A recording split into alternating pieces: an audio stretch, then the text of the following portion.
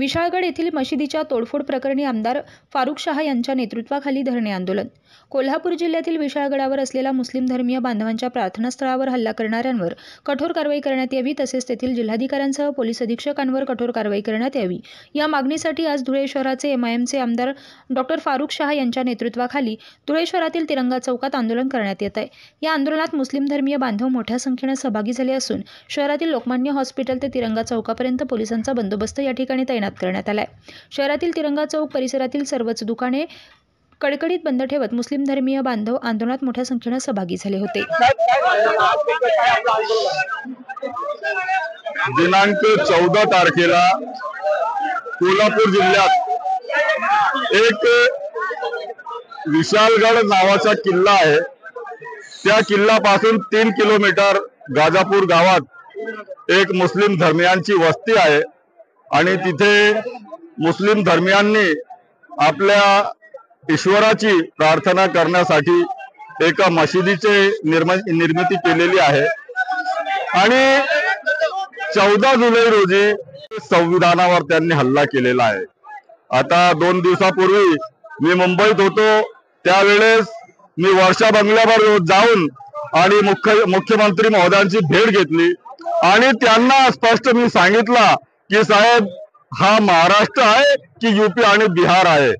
मुख्यमंत्री महोदयांनी तत्काळ अब्दुल सत्तार जे आमचे अल्पसंख्याक मंत्री आहे त्यांना फोन केला आणि तत्काळ एक बैठकीचे आयोजन करण्याचे आदेश दिले। त्या निमित्ताने परवा सकाळी 11 वाजता मंत्रालयात अल्पसंख्याक मंत्री अब्दुल सत्तार यांच्या दालनात एक बैठकीचे आयोजन करण्यात आले होते आणि त्या बैठकीत आम्ही कोल्हापूरचे जिल्हा कलेक्टर आणि जिल्हा SP यांना पण ऑनलाईन आम्ही त्यांना घेतला होता।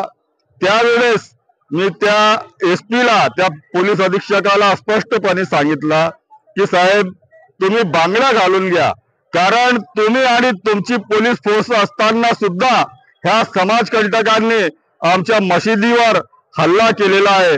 तुम्ही ही नोकरी करण्याचे लायकीचे नाही।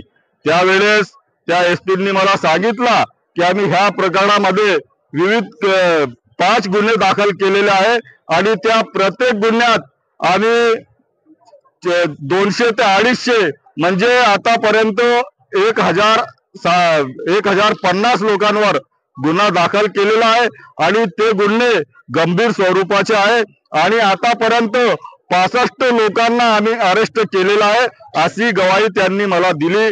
त्यानंतर जिल्हाधिकाऱ्यांनी मला सांगितलं की आम्ही त्या लोकांची पूर्णपणे मदत करतो आहोत आणि त्यांना आम्ही तत्काळ राज्य शासनाकडून 50-50 हजारची मदत पण केलेली आहे आणि दोन्ही वेळचा जेवण पण शासनाकडून त्यांना दिलं जात आहे। परंतु ह्या सर्व गोष्टींनी आमचा समाधान होत नाही। आमच्या जे धुळेकर जनतेचे, जे मुस्लिम धर्मी आणि आमचे जे दलित बांधव, हे सर्वांच्या मनात एक रोष होता। म्हणून मी मुंबईहून आल्यानंतर या सर्व कार्यकर्त्यांनी, आमच्या सर्व पदाधिकाऱ्यांनी मला सांगितलं की आपल्याला एक स्ट्रॉंगपणे एक प्रोटेस्ट करावा लागेल। त्या निमित्ताने मी परवाच्या दिवशी रात्री जिल्हाधिकारी महोदयांना 12 वाजता सांगितलं की आम्ही रविवारच्या दिवशी एक प्रोटेस्ट करणार आहोत आणि आज त्या निमित्ताने आज माझे पूर्ण समाज बांधव, आमचे मुस्लिम बांधव, आमचे दलित बांधव आणि जे सेक्युलर माइंडचे लोक आहे ते आज आमच्या सोबत इथे उपस्थित आहेत आणि आमची प्रमुख मागणी ही आहे की ज्या हरामखोरांनी असे कृत्य केलेले आहे त्यांच्यावर 307, 395 आणि मोक्का अंतर्गत कारवाई करण्यात यावी आणि तेथील जे प्रशासन आहे ते फक्त बजाची भूमिका घेत होते, त्यांच्यावर निलंबनाची कारवाई करण्यात यावी। या मागणीसाठी आज आमच्या पूर्ण समाज बांधव इथे जमलेले आहेत।